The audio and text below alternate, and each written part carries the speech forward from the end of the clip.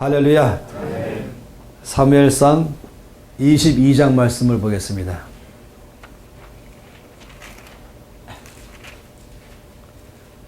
사무엘상 22장 1절과 2절 말씀입니다.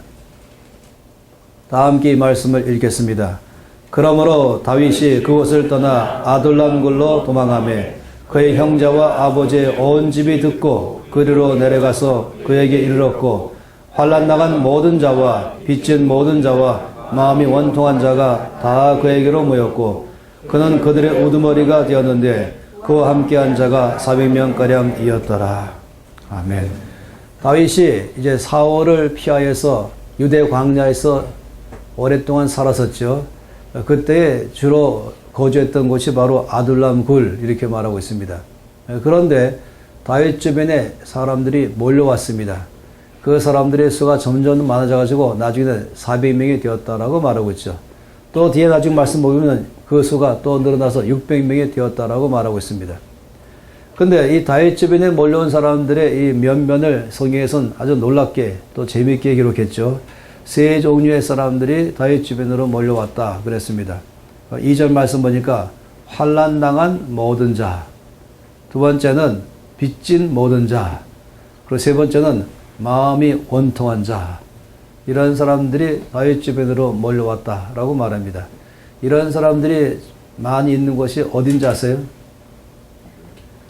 이런 사람들이 많이 있는 곳은 형무소입니다.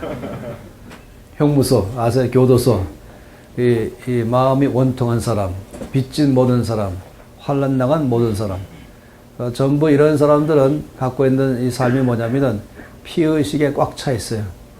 사람들을 쉽게 믿지 않습니다. 너무 많이 당하다 살다 보니까, 많이 이 사람들로부터 어려움을 당하다 보니까 사람들을 잘 쉽게 못 믿고, 그리고 또한 피의식에 많이 있고, 또 이런 사람들은 자기도 모르는 사이에 삶을 살면서 부정적으로 살게 되고, 그리고 비판적이 되기 참 쉽습니다. 그리고 또 삶이 소극적으로 삽니다. 쉽게 좌절하고 또 포기해버립니다. 사실 이런 사람들의 종류가 직장 생활을 하면은 직장 생활을 오래 못합니다.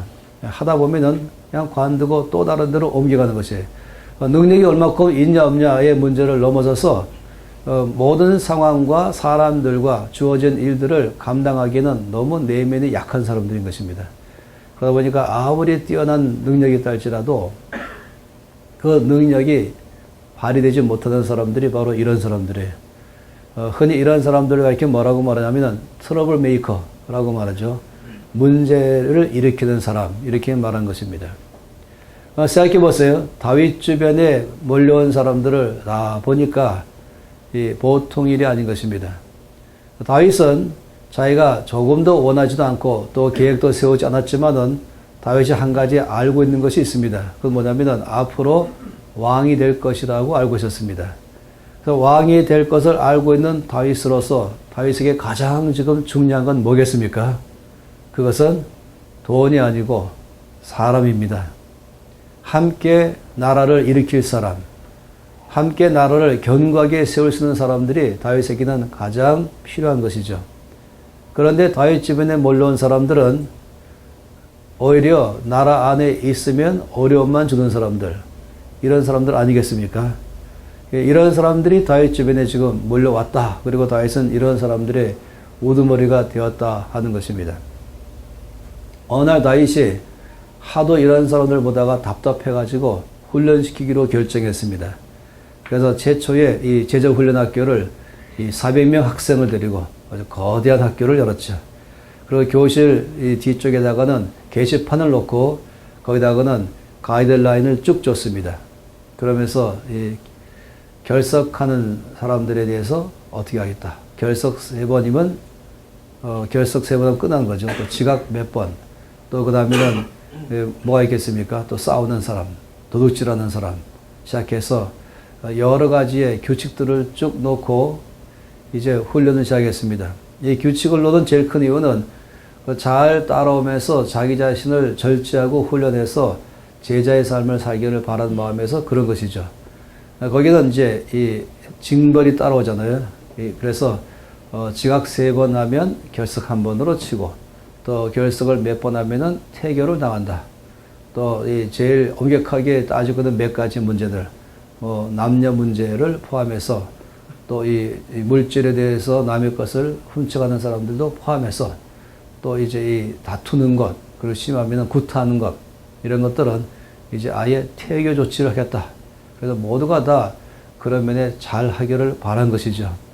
또 흡연하는 것을 발각된 즉시라든지 이제 음주 문제라든지 이런 일을 넣어서 잘 따라오기를 바랬습니다. 3개월 동안에 열심히 이제 다윗은 이들을 훈련하기 시작했죠. 3개월의 강의가 끝나고 이제 전도여행을 갈 때가 됐습니다. 근데 전도여행 갈 때에 문제가 발생했습니다. 뭔지 아십니까? 그 사이에 다 잘렸습니다. 그래서 전도여행 갈 사람이 없다는 것이에요. 이 사람들은 정말로 그 규칙을 잘 따르고 싶은 마음은 있지만 너무 오랫동안 제멋대로 살아가고 마음속에 있는 이 아픔이 커가지고 자기 문제를 잘 해결하지 못하는 사람들이었던 것입니다. 그러다 보니까 정말로 잘 이 훈련에 참여하면서 변화되기를 바랬지만은 그러나 그 안에 변화를 할 수 있을 만한 내적인 힘이 모자란 것입니다. 충분히 그럴 만한 하나의 상상을 해볼 수 있는 것이에요. 그런데 제가 참 더 놀란 사실은 뭐냐면은 이 사무엘 하 23장 말씀 보면은 거기에 다윗의 용사들 해서는 31명의 뛰어난 용사들의 이름이 쭉 기록되어 있습니다. 그러니까 사무엘 하는 다윗이 이제 왕이 된 때이죠. 그리고는 왕이 되면서 점점 강성해지고 그런 나라를 견고하게 세우고 그런 주변의 나라들을 굴복시키고 그러면서 아주 역사상 이스라엘 안에서 가장 확장되고 있는 그런 강한 왕으로서 등장되는 것이 이 사무엘 하인 것입니다. 그런데 거기에 이제 모든 것 다 끝난 다음에 총결산하면서 누가 다윗과 함께 이렇게 나라를 견고하게 세우는가 하는 것을 말할 때에 거기 이제 리스트가 바로 사무엘 하 23장에 나와 있는 것입니다. 용사들의 이름이 나와 있는 것이죠. 근데 질문이 있는 것이죠. 이 용사들은 언제 다윗과 함께 일했는가? 이 용사들은 어디서부터 왔는가? 하는 질문인 것입니다. 이것은 우리 모두가 다 갖고는 궁금한 질문입니다. 몇 가지의 가능성을 보고 싶어요. 첫째는 이 사람들은 유학파인가? 이 사울 왕의 잘못된 지도력 아래서 더 이상 일할 수 없다고 판단 내리고 잠시 외국에 나가서 공부하고 이 칼을 갈겠다 해서 이제 다윗이 왕이 된 소식을 듣고 나서 유학 갔던 모든 길을 젓고 나라를 세우기 위해서 몰려온 사람들인가? 또 한 사람들은 혹시 망명객인가? 이 사울 왕의 핍박 가운데에 해변에 쫓겨났던 사람들이 돌아온 사람들인가? 또 한 가지는 전향자들인가? 이 사울 왕국이 있었지만은 다윗이 왕이 되면서 이제 다윗을 새로운 왕으로 섬기는 사람들로 왔는가 하는 것입니다. 근데 여러분 보시면은 사무엘 하 23장에 나와 있는 이들의 명단을 쭉 살펴보면은 그런 사람들은 극히 드뭅니다. 대부분은 어디서 왔냐면은 아둘람 굴에서 왔습니다. 이들은 이전에는 환난 당한 자, 빚진 자, 마음이 원통한 자들이었습니다. 그런데 이들이 용사가 된 것입니다. 자기 문제 하나 제대로 잘 처리하지 못하는 사람들, 어디 가든지 오히려 문제만 일으키던 사람들, 자기 삶을 열심히 살 마음은 있지만은 그러나 조금만 자기에게 벅찬 상대, 벅찬 환경을 만나면은 극복하기 어려운 사람들, 이런 사람들이었는데 이 사람들이 바뀐 것이에요. 오히려 나라를 견고하게 세우는 용사들로 바뀐 것입니다. 이건 참으로 흥미있는 일 아니겠습니까? 어떻게 이런 일이 발생했는가 하는 것입니다. 왜 성경이 이렇게 아주 명확하게 이런 리스트를 주면서 이런 사람들이 왔었다. 또 이와 같이 용사들이 되었다. 그건 우리에게 뭘 말씀하십니까? 마치 빌레몬서를 연상케 하는 것 아니겠습니까? 바울이 로마 감옥에 있을 때에 여러 사람을 만나게 되면서 양육을 했죠. 그 중에 한 사람이 바로 오네시모입니다. 이 사람은 이전에 이 신분 자체가 노예잖아요. 도망자 노예죠. 그의 주인은 빌레몬입니다. 그리고 빌레몬에게 이 심각한 타격을 입힌 사람. 제가 보기에는 말씀 속에 보니까 재정적인 타격도 굉장히 컸던 것 같아요. 그런 도망가 버렸죠. 그리고는 어떻게 하다가 이제 로마까지 가서 바울을 만나게 되고 바울은 이를 양육했습니다. 그런 다음에 바울은 이 오네시모가 자기 주임과 화해를 해야겠다라고 생각했습니다. 그래서 편지를 썼죠. 바로 오네시모의 주인인 빌레몬에게 편지 썼습니다. 그 편지의 내용은 뭐냐면은 이제 이 오네시모를 받아주라. 그리고 그가 이제 예수를 믿었기 때문에 그가 노예의 신분이지만은 형제로 받아주라. 나를 대하는 것처럼 그를 받아주라. 혹시 그가 너에게 재정적인 손실을 입힌 것이 있다면 그건 나에게로 돌려라. 내가 대신 갚아주겠다. 이런 내용들이 바로 이 빌레몬서의 내용인 것입니다. 그러면서 거기서 이렇게 말했죠. 이 오네시모는 이전에는 너에게 무익한 사람이었지만 이제는 나와 너에게 유익한 사람이 되었다. 이렇게 말한 것입니다. 그러니까 오네시모의 과거는 오히려 사람에게 해를 입히고 무익한 사람이었지만은 그러나 이제 그는 유익한 사람으로 바뀌었다. 이렇게 말하는 것입니다. 그러면서 그 편지를 빌레몬에게 보낼 때 누구의 손에 들려서 보냈습니까? 놀랍게도 오네시모의 손에 들려서 보냈습니다. 그러면서 오네시모가 다시금 이제 화해하는 장면이 예상할 수 있는 것이죠. 이 초대교회를 지나가면서 이제 교보시들을 가면서 유명한 교부 한 사람은 편지를 썼을 때에 그 편지 안에 에베소에 있는 감독에 대해서 칭찬하는 편지를 썼습니다. 그가 얼마나 성품이 고매한지, 얼마나 믿음이 놀라운지, 얼마나 놀라운 지도력을 발휘하면서 많은 교회를 힘있게 하는지를 적었고 그 사람의 이름은 오네시모다 라고 말했습니다. 그는 이 초대교회의 가장 중심되는 에베소 지역의 감독으로서 주를 섬겼다라고 말한 것입니다. 이건 정말 아름다운 이야기인 것이죠. 여기는 변화가 일어난 것입니다. 한 사람의 생애에 변화가 일어나는 것. 오히려 늘 거꾸로 영향을 받던 사람이 영향을 주는 사람으로 바뀌는 것. 이건 정말 아름다운 이야기인 것입니다. 그러다 보니까 이제 궁금한 게 뭐냐면은 여기에 어떻게 해서 이런 일이 일어나는가? 이 사람들이 어떻게 이런 놀라운 변화가 일어나서 나라 전체를 바꾸는 사람으로 바뀌었는가 하는 것입니다. 여기 열쇠가 어디 있겠습니까? 열쇠는 바로 다윗입니다.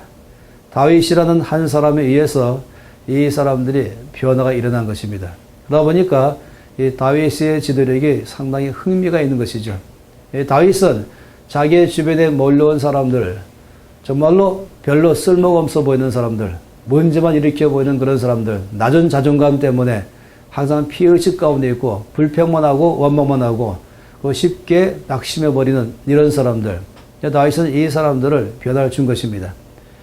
성경 말씀에 여러 군데 말씀하다 보면은 그 다윗이 어떻게 이런 일이 일어나게 했다는 것에 대한 이 힌트들을 많이 알 수 있어요. 말씀에다가 마치 보물찾기처럼 이쪽에 조금, 저게 조금씩 심어놔서 정말로 부지런한 사람들만 찾을 수 있도록. 그래서 다 찾아내면은 마치 이제 퍼즐이 마시는 것처럼 말씀의 비밀을 발견하는 것 있지 않겠습니까? 시편 139편 말씀 보면은 다윗은 자기가 누군지를 명확하게 알고 있었다라고 말하고 있습니다. 그 말씀 보면은 자기는 정말로 하나님이 지으신 존재이고 하나님이 지으실 때는 얼마나 놀라운지 뭐라고 표현했습니까? 하나님이 나를 지으심이 신묘막측하심이라. 그러니까 wonderfully, fearfully made. 그러니까 wonderful, 이 말로 표현할 수 없는 너무 놀라운 것. 그래서 하나님이 저를 지으심이 신묘막측하심이라. 하나님이 나의 장부를 지으시고 라고 말씀했어요. 나의 보이는 것, 나의 보이지 않는 것, 이 전체. 나는 그냥 이 땅에 저절로 온 존재가 아니고 나는 우연히 온 사람도 아니고 실수로 온 사람도 아니고 하나님이 나를 지으셨습니다. 하나님이 나를 지으실 때는 실수하지 않으시고 놀랍게 지었습니다. 그래서 내가 나를 볼 때에 하나님의 이 걸작품인 나를 바라보니까 정말로 신묘막측합니다. 라고 말한 것이에요. 신명막측하다 이 말을 너무 기니까 한 단어로 줄인 것은 뭔지 아시죠? 오. 네. 너무 놀랍다. 그러니까 다윗은 하나님 안에서 자기를 볼 줄 아는 사람이었습니다. 내가 얼마나 놀라운 사람인가. 생각해 보세요. 저 여러분 모두는요, 하나님이 지으신 것입니다. 우리는 진화론을 조금도 믿지 않죠.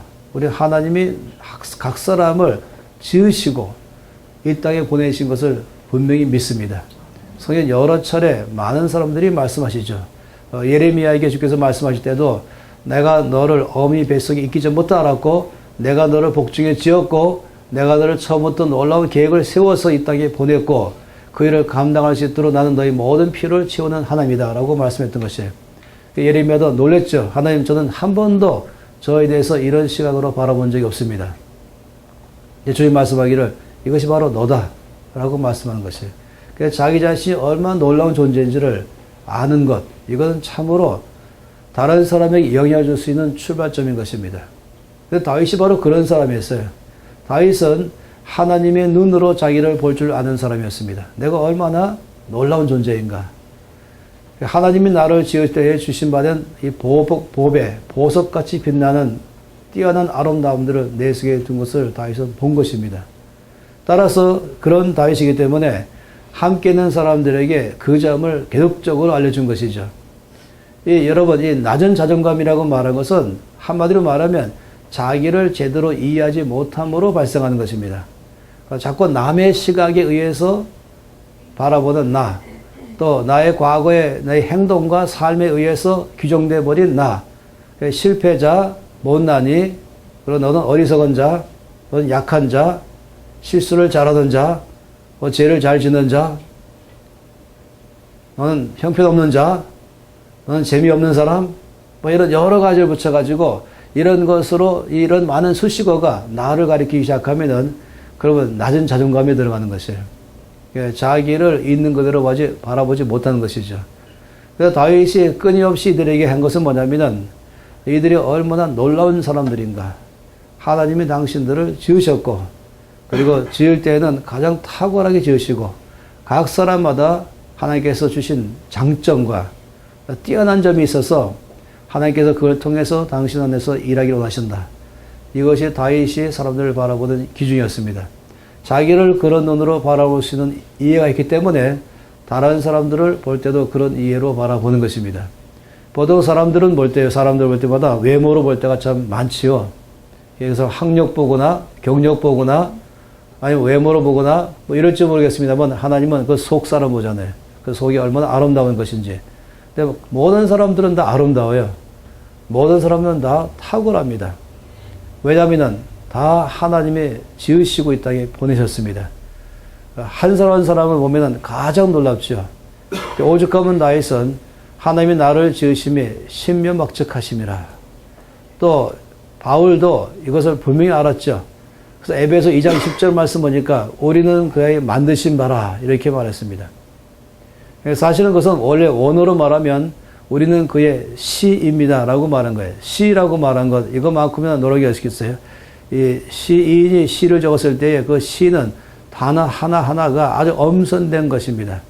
마치 바닷가에서 이 가장 흠 없는 조개 하나를 죽기 위해서 바닷가를 한참 헤매는 것처럼 그렇게 해서 조개 하나를 건진 것처럼 시인들도 이 시 하나하나는 그냥 아무렇게나 갖다가 말을 집어넣는 게 아니죠.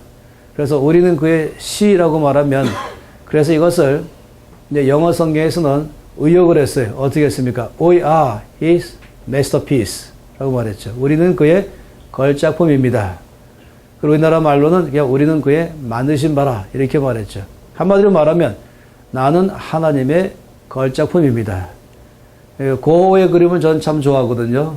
또 렘브란트의 그림도 좋아하고 그렇지만은 그런 그림들을 우리가 걸작품으로 말하지만은 그러나 하나님의 작품과 누가 비교할 수 있겠습니까? 이 거울에 있는 그 사람은 하나님의 작품입니다. 그래서 그 사람에게 좀 말을 해줄 필요가 있어요. 그 옆에 사람에게 여러분이 이 믿음적 예언을 말하면 좋겠습니다. 당신은 하나님의 걸작품입니다. 또 반대 사람에게 말하면 좋겠어요. 이젠 이 믿음의 또 선포입니다. 나는 하나님의 걸작품입니다. 사실은 이 소식을 꼭 드려야 될 사람이 있는데요. 왜냐하면 한 번도 이 사람은 이 소식을 못 들었어요. 이런 소식을 한 번도 못 들은 사람을 뭐라고 말하냐면 미전도 종족이라고 말합니다.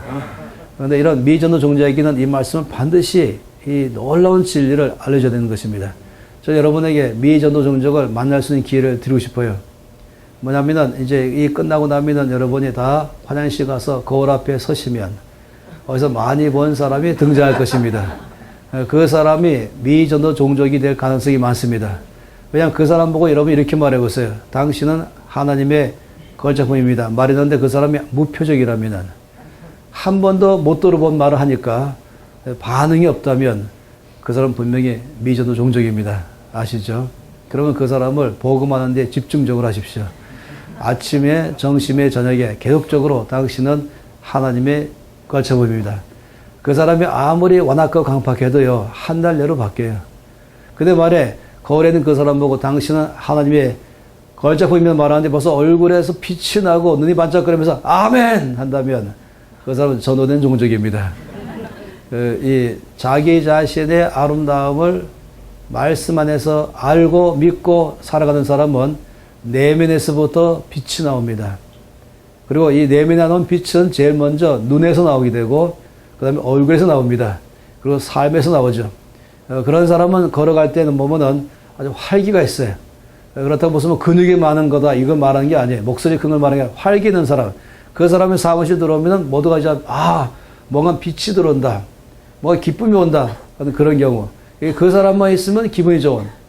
왜냐하면 자기 자신이 얼마나 놀라운 존재인지를 알기 때문에 그 안에서부터 이것이 바깥으로 나와서 얼굴에서 웃음이 있고 눈에는 소망으로 눈에 빛이 빛나는 것입니다. 그런데 어떤 얼굴을 딱 보고 있으면은 세상 모든 근심은 나 혼자 짊어진 사람처럼 웃음도 없고 그리고 이 얼굴 보면 대부분 알잖아요. 그런 얼굴이 점점 쌓이고 쌓여서 40살쯤 되면은 이제 굳어버리죠. 그래서 40살 넘으면은 얼굴에 책임을 져야 된다는 말이 그 말인 것입니다. 아무리 화장으로 커버해도 이 눈에 갖고 있는 눈 속에 있는 빛을 커버 못하는 것이에요. 그래서 여러분 결정하십시오. 거울에 있는 그 사람만 바뀌면 세상은 끝납니다. 여러분은 아무 문제 없지만 거울에 있는 그 사람 말하는 것이에요. 할렐루야. 옆에 사람 보고 좀 말씀하세요. 당신은 하나님의 걸작품입니다. 나는 하나님의 걸작품입니다. 자기 자신을 주님의 눈으로 바라보시는 것만큼 귀한 것은 없습니다. 저는 이것을 보통 이렇게 말해요. 이 콜럼버스의 신대륙 발견만큼 이것은 위대한 발견이다. 나 자신을 발견하는 것이죠. 최근에 이제 하버드 대학에서 계속적으로 말했던 논문은 이 사람에게 약점보다 강점 중심으로 살아갈 때 훨씬 성공할 확률이 많다. 이것 때문에 이제 몇 년 동안의 일이 아주 놀랍게 전파되면서 최근에는 나의 발견, 그리고 강점 혁명까지 지금 말하는 일이 있는 것이. 그치, 읽어보셨죠? 읽어보셨나요? 책 속에 살지만 책을 안 읽는. 그러니까 유이촌 속에 무이촌 이런 말 있잖아요. 의사의 집 가정들은 의사가 없다. 그래서 유이촌 속에 무이촌 속에 책은 사방에 둘러싸여 있지만 책을 안 읽는 그런 일은 없겠죠. 설마 그런 놀라운 기적이 어디 있겠습니까? 근데 이때에 무슨 말씀을 하시는가를 아는 건 책을 보면 알 수 있는 것이에요. 하나님의 트렌드를 알 수 있는 것이죠. 저는 책을 늘 출판할 때 저희가 갖고 있는 비전은 이 가이드를 주고 싶은 거예요. 트렌드를. 지금 이때에 하나님이 이 시대에 무슨 일을 하고 계시는가, 또 무슨 일을 하기를 원하시는가. 이것이 이 책의 뛰어난 점이 이미 다 알고 있는 것을 말하는 것이 아니라 하나님이 하고 있는 일, 하나님이 하시고자 하는 일, 여기에 우리가 쓰임받는다는 것이 참 놀라운 거 아니겠어요? 방향성을 설정해 주는 것, 선장 역할하는 것, 이것이 참으로 우리가 갖고는 위대성인 것이죠. 여러분이 하는 일은 짱이 아닌 것입니다. 근데 어쨌든 제일 먼저 알아야 될 것은 나 자신인 것이에요. 내가 얼마나 놀라운 존재인지. 다윗은 이것을 충분히 아는 사람이었습니다. 그러다 보니까 다윗 주변에 몰려온 이 사람들에게 갖고 있는 제일 큰 문제는 딴 게 아니라 자기 안에 있는 보배를 볼 수 없다는 것입니다. 너무 많이 외부적인 요인들 때문에 이것에 의해서 가려져 버린 것입니다. 사람들은요, 단점은 쉽게 발견하고 단점은 쭉 금방 말해요. 근데 장점은 발견하기 참 어렵습니다. 왜냐하면 단점이 많다 보면은 그 단점이 너무 부각돼 가지고 장점이 안 보이는 것입니다. 그러다 보면 사람들은 단점만 계속 말하는 것입니다. 그러면 또 이건 악화되는 것이죠. 여러분 최근에 방송국에서 실험한 걸 아시잖아요. 두 개의 투명 유리컵에다가 쌀을 똑같이 넣어놓고 한 달 동안 이쪽에는 축복의 말을 하고 이쪽에는 저주의 말을 하고 이쪽에는 사랑의 말하고 이쪽에 미워의 말을 하기 시작했어요.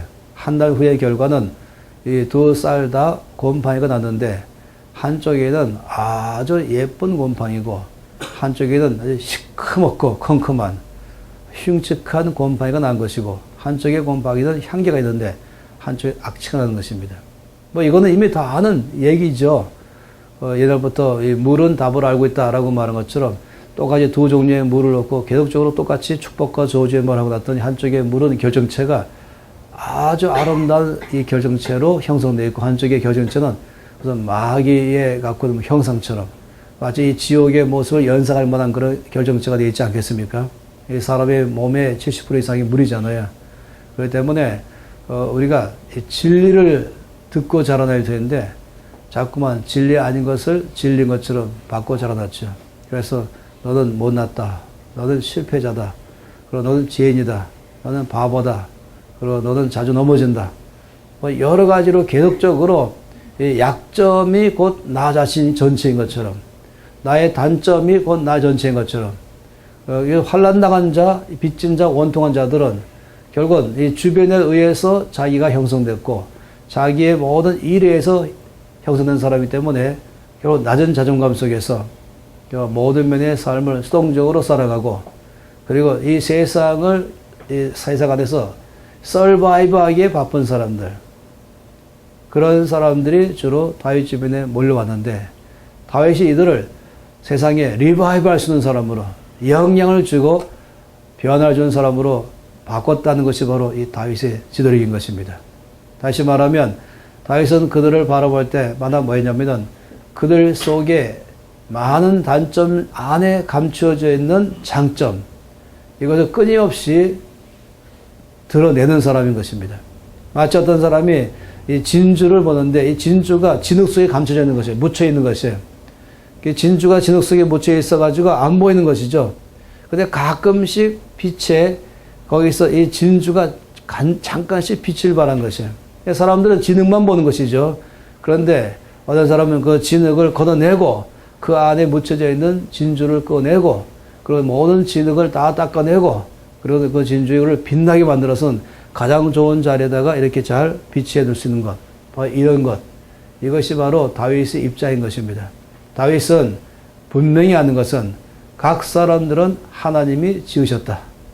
하나님이 지으실 때는 사명을 따라 지으시고 그 사명을 감당할 수 있는 모든 강점들을 그걸 흔히 많이 말하여 재능이라고 말하기도 하고 이걸 성령에 의해서 일어날 때는 은사라고 말하기도 하는 것. 다 있는 것이 누구나 다 있는 것입니다. 그런데 너무 많은 단점에 덮여가지고 이것이 남도 못 보고 자기도 못 보는 삶을 살아가는 것. 이건 참 어려운 것이죠.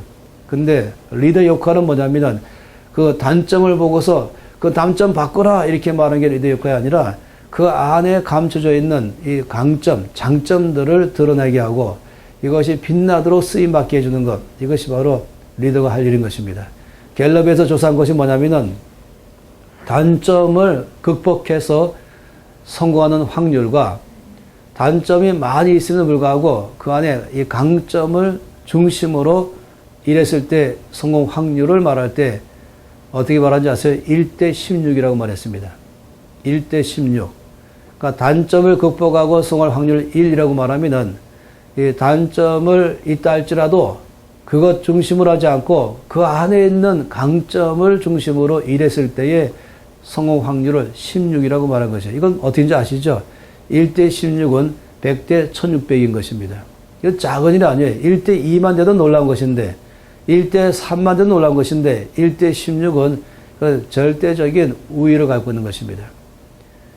자기 자신도 마찬가지고 또 다른 사람을 대하는 팀장이나 리더로서 또는 언니나 형으로서도 이 사람들을 대할 때 중요한 것은 뭐냐면은 그 사람들 안에 있는 이 강점을 보는 눈이 필요한 것이고 그리고 그 강점을 자꾸만 얘기해 주는 게 필요하고 그래서 그것이 드러나도록 위해서 도와주는 것 이게 가장 좋은 리더 아니겠습니까? 다윗은 바로 그런 면에서 탁월한 사람이었다라고 말한 것입니다. 자, 오늘 하루는 마음속에 그림이 떠오르는데요. 이 400명의 사람들이 쫙 앉아 있는 거예요. 환난 당한 자, 빚진 자, 원통한 자. 웃지도 않고 다 심각하고 시무룩하고 맥이 없고 그리고 뭐 살 만한 소망이 없어 보이는 그런 분위기 아니겠습니까? 근데 그 옆에는 이제 그 전체의 두목 다윗이 이제 악기를 타는 장면이 나오는 것입니다. 그래서 그 장면이 떠오르다가 이제 다윗을 클로즈업 해보니까 그 안에 다윗이 아니고 예수 그리스도의 모습을 발견하는 것이에요. 400명을 쫙 보다 보니까 거기에 저도 앉아 있더라고요. 그걸 봤죠. 그런데 이 다윗이 그들에게 삶의 변화를 줘서 용서로 바꾼 것처럼 바로 예수 그리스도께서 나의 삶에 계속적으로 격려하고 계속적으로 위로하고 계속적으로 소망을 불어넣어주며 계속해서 내 안에 이미 하나님이 주신 바 된 그 보배 같은 아름다움이 뭔지를 계속적으로 말씀하시고 이것이 드러나도록 하게 하셔서 결국은 하나님께서 저를 쓰게 하시는 것이죠. 얼마나 놀랍습니까? 중국에 어느 한 비치 세공가에 대한 이야기가 있습니다. 이 비치 세공가에게 커다란 비치가 헐값으로 팔려왔어요. 왜 그러냐면은 이 비치가 흠이 쫙 파있는 거예요. 흠이 약간만 나도 값이 뚝 떨어지는데 흠이 쫙 파있으니까 뭐 그냥 엄청난 헐값으로 왔습니다. 이 비치 세공가가 자기에게 이제 와 있는 이 흠이 잔뜩 파있는 이 비치를 손에 들고 360도로 사방을 이제 뜯어보기 시작했습니다. 그런 다음에 이 사람은 이 비치를 다시 깎기 시작했습니다. 그런 다음에 팔 때는요, 어마어마하게 비싼 값으로 팔았습니다. 어떻게 된지 아십니까? 이 사람은 이 비치를 볼 때에, 야, 다 좋은데 이 흠이 문제네. 와, 참 아깝다. 이 흠 때문에 아깝다. 이 흠을 어떻게 하면 감출 수 있을까? 뭐 이러고 있으면요, 이 끝이 안 나, 해답이. 근데 이 사람은 이걸 딱 보면서 이 흠을 감추지 말고 이 흠을 그대로 놔두면서 오히려 이것을 기준점으로 잡고 다시 각도를 정교하게 내가지고 깎아보자 했던 것입니다. 그랬더니 그 흠이 오히려 이 빛으로 하여금 가장 놀라운 많은 각도로 만들어서 사방에서 빛을 볼 때마다 색깔이 다르게 하는 놀라운 빛으로 바뀌어버린 것입니다. 그러니 비싼 값에 팔릴 수밖에 없는 것이에요. 전 이 실화 이야기를 볼 때마다 하나님의 손을 발견하는 것입니다. 하나님의 손에 들려지면 그 단점은 오히려 하나님이 놀랍게 역사할 수 있는 강점으로도 바뀔 수가 있는 것입니다. 제가 만난 여러 사람들 보게 되면은 놀랍게 쓰임받는 사람들 가운데 상당히 많은 경우에는 심각한 타격을 입었던 것이 오히려 이것 가운데 주께서 깊이 만나주심으로 그것이 오히려 주께서 놀랍게 쓰실 수 있는 출발점이 되게 한 것이 많이 있죠. 아주 심하게 마음의 아픔과 열등감과 그런 상처 가운데 있는 사람은 주님이 큰 치료받고 난 다음에는 다른 사람들의 마음을 치유할 수 있는 내적 치유자로 된 사람들도 얼마나 많이 있습니까? 하나님의 역사인 것입니다. 하나님께서 우리를 대하실 때에 늘 우리 안에 있는 그 아름다움, 또 우리 안에 있는 아픔을 오히려 치료하셔서 더 크게 역사할 수 있는 그런 하나님이신 거죠. 다윗이 시편의 84편에 말하기를 하나님께서 우리에게 은혜 주시는데 이 눈물 골짜기로 많은 샘에 거론되게 하신다 라고 말씀하십니다. 오히려 이런 눈물이 얼마나 많이 흘렸으면은 이 골짜기로 내가 갖고 흘러갈 것인가. 얼마나 고통이 많이 있고 어려움이 많이 있으면. 그러나 오히려 이것을 하나님께서는 많은 이 축복의 샘의 근원으로 바꾸시는 하나님이시다 라고 말한 것입니다. 호세아서 2장 말씀 보게 되면 이 아골 골짜기를 말씀할 때 이 아골 골짜기를 소망의 문으로 삼으셨다. 여러분, 이 아골 골짜기예요. 쭉 있는 골짜기인데 이 아골 골짜기는 뜻이 뭡니까? 그것은 슬픔의 골짜기, 그것은 고통의 골짜기. 그런데 그 골짜기가 들어갔더니 오히려 하나님 말씀하기를 내가 소망의 문으로 삼았다. 그러니까 골짜기로 들어갔더니 절망이 아니라 거기 가보니까 소망의 출발점인 것입니다. 이것이 우리 하나님의 놀라운 역사이죠. 다윗은 그런 면에서 주 앞에 참으로 지도력을 발휘한 사람인 것입니다. 우리가 이 사람들을 바라볼 때마다 늘 사람들 안에 있는 그 아름다운 점, 뛰어난 점을 보는 방법이 좀 필요한 것입니다. 성경 말씀 안에 볼 때요, 저는 이런 다윗의 지도력을 전체 크게 뭐라고 말하고 싶으냐면 긍휼을 베풀 줄 아는 사람이다. 이 긍휼이란 단어인 것인데 이 긍휼이란 단어가 상당히 포괄적이고 그리고 굉장히 놀라운 것이고요. 그리고 정말로 다른 사람들에게 영향을 주는 사람이라면 두 사람 이상이 모이는 그런 관계 속에 있다면 거기에서 영향을 주는 사람으로 살 수 있는 비결은 긍휼을 베푸는 사람이 되는 것입니다. 긍휼의 사람이 되는 것입니다. 야고보서 2장 13절 말씀을 함께 보겠습니다.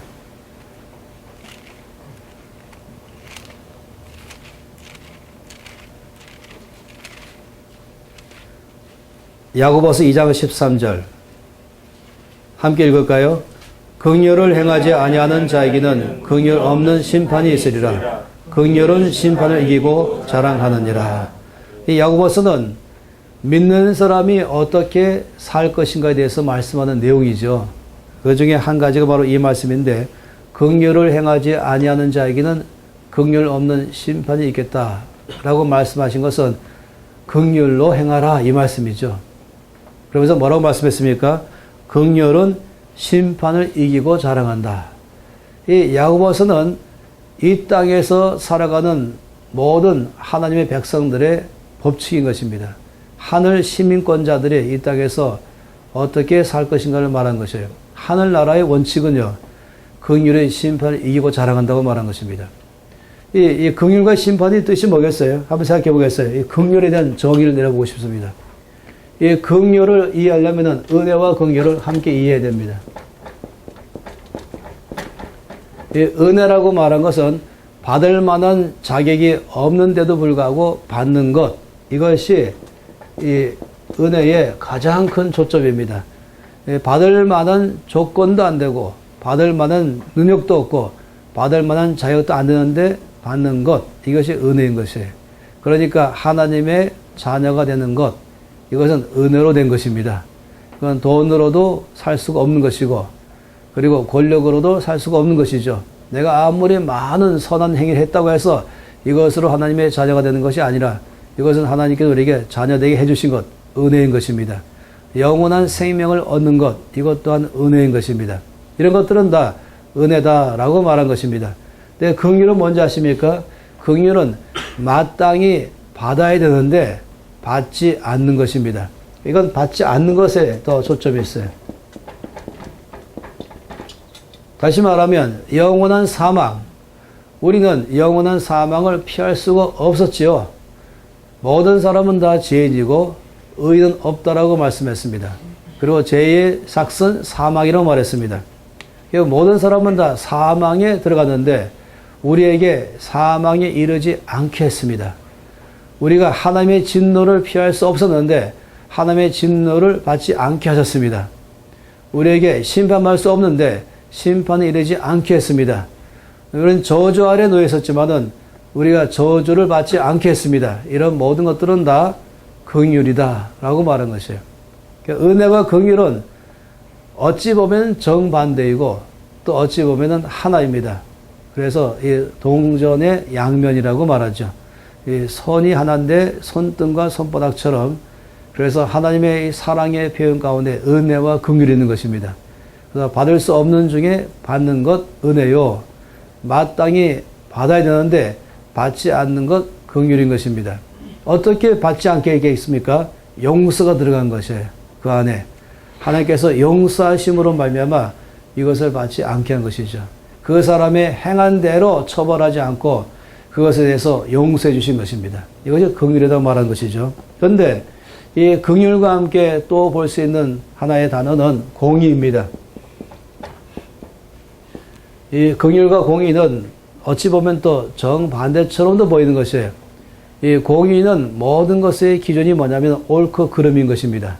옳은 건 옳고 그른 건 그러다라고 말하고, 이 심판은 공의의 결과인데요. 다시 말하면 옳은 것은 상 주고 그른 것은 벌 주는 것, 이것이 바로 심판이죠. 긍휼에 따라오는 공의에 따라오는 결과가 바로 심판인 것입니다. 따라서 성경 말씀 가운데 긍휼을 행하지 아니하는 자에게는 긍휼 없는 심판이겠다 말한 것은 뭐냐면, 그런 사람은 긍휼을 행하지 않고 뭘 행하는 것입니까? 공의를 행하는 것입니다. 모든 것이 항상 옳고 그름을 가지고 살아가는 것입니다. 그런 사람에게 주께서 말씀하기를 그럼 나도 너에게 동일하게 대하겠다 이렇게 말씀하셨어요. 사실 그것보다 더 중요한 것은 그렇게 살지 말란 얘기죠. 우리에게 말씀하시기를 공의를 무시하면 안 되지만은 공의로 살지 않고 긍휼로 살아가라. 하나님의 나라는 이 긍휼이 공의를 이기고 자랑한다. 제가 보기에는요, 이것을 갖다가 아마 두 가지 방법으로 표현할 수 있겠어요. 하나는 뭐냐면 이 긍휼과 공의에 있어서 이 긍휼이 공의보다 크다, 이런 면에서 말할 수도 있겠고, 또 제가 보기에는 이 공의가 있는데 긍휼은 이 공의를 다 인정하고 분명히 그것을 다 받아들이고, 그렇지만 그것을 더 포함해서 넓어지는 것, 이것을 긍휼이다라고 말 수도 있겠습니다. 그러니까 이 긍휼 그러면 이것이 공의를 무시하는 게 아닌 것이에요. 긍휼을 베푼다는 것이 잘못된 것에 대해서 그냥 모른 척하고 아예 무시하는 것이 아니라 다 보죠. 그렇지만 그걸 넘어가는 것입니다. 이것이 긍휼인 것이죠. 하나님이 저와 여러분을 대할 때에 놀랍게도 공의로 대하지 아니하십니다. 물론 공의로도 대하셨죠. 그러나 여기서 우리 대하실 때에 긍휼로 대하셨습니다. 예를 들어 말하면은 시편 130편 말씀에 다윗이 뭐라고 말했냐면은, 주께서 만일에 죄악을 감찰하신다면 누가 주 앞에 설 수 있겠습니까? 아무도 주 앞에 설 수 있는 자격이 없습니다. 그러나 우리 주님은 용서하시는 하나님이시라. 그러므로 내가 주의 은혜를 간절히 기다립니다. 주의 구원을 기다립니다. 주의 도움을 기다립니다라고 말한 것이에요. 우리가 주 앞에 나갈 때는요, 주님의 긍휼을 의지함으로 나가는 것입니다. 주께서는 우리의 행한 대로 갚지 아니하시고 우리가 이걸 다 용서하시고, 그리고 더 나가서 긍휼은 그냥 소극적인 단어가 아니에요. 용서합니다 이 정도 아니라 더 나가서 내가 너를 도와주겠다. 너희 안에 있는 강점, 너희 안에 있는 뛰어난 점, 이것을 내가 오히려 더 드러날 수 있도록 내가 너를 도와주겠다. 이거를 포함하는 아주 적극적인 행동인 것입니다. 그냥 참겠다, 그냥 기다리겠다, 이 정도가 아니라 더 나가서 내가 너를 도와줬어. 너로 하여금 일어설 수 있도록 하겠다. 이렇게 말한 것입니다. 마치 위로하다라는 말 자체도 또 그런 것 아니겠어요? 위로하다라는 말에 대한 영어가 보면 이 영어가 좀 재미있습니다. 왜냐하면 여기 보면 comfort라고 말하잖아요. 이것이 위로하다라는 단어 아니겠습니까? 이 comfort는 두 개의 단어가 합쳐서 된 것입니다. 하나는 come이라는 접두사, 그리고 fort라는 명사이죠. 또는 동사. 여러분, fort는 아시잖아요. 그것은 요새, 산성입니다. 근데 그 앞에 이 come, com 또는 con 붙이면 어떻게 나오는지 아시죠? 이 뒤에 것을 강화시키는 것입니다.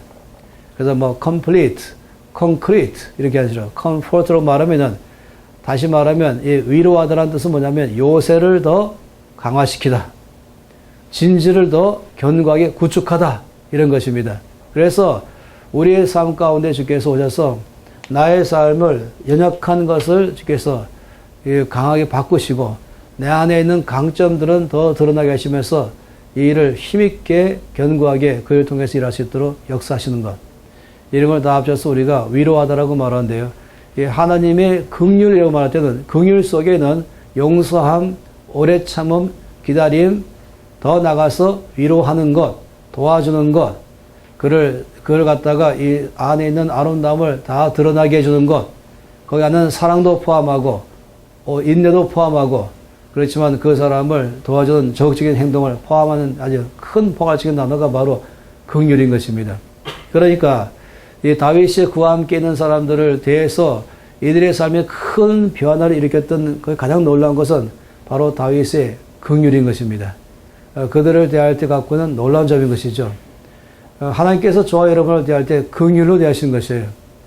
기다려주고 또 기회를 주고 또 믿어주고 그리고 또 소망을 불어넣어주고 또 위로해주고 함께 옆에 계시면서 끊임없이 내가 너를 도와주겠다. 너는 참으로 이러이러한 면에서 탁월하다. 내가 너의 그런 놀라운 점을 드러날 수 있도록 너를 도와주겠다. 하면서 내 옆에서 서 계시면서 끊임없이 나를 용서해 주시고 또 나를 또 기다려 주시고 또 나에 대해서 기대감을 계속 불어넣어 주시고 그리고 나를 또 신뢰해 주시고 그리고 나에게 힘을 주시는 것. 이거 전부 다가 긍휼의 성품인 것입니다. 아마 주변의 사람들이 다윗에게 말하기를 나는 안 됩니다. 나는 할 수 없습니다. 자기의 단점과 자기 갖고는 연약한 점에 매여가지고 자기 스스로도 포기하고자 할 때 다윗은 말하기를 나는 절대로 너를 포기하지 않는다. 너는 참으로 존귀한 사람이다. 네 안에는 이 보배 같은 이러이러한 점이 있지 않냐? 너는 할 수 있다. 내가 너를 도와주겠다.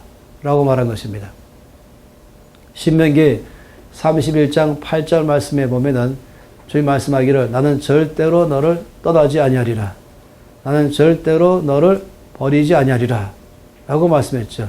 또 이사야 41장 10절 말씀하면은 두려워하지 말라. 내가 너와 함께함이니라. 놀라지 말라. 내가 너의 하나님이 됨이라.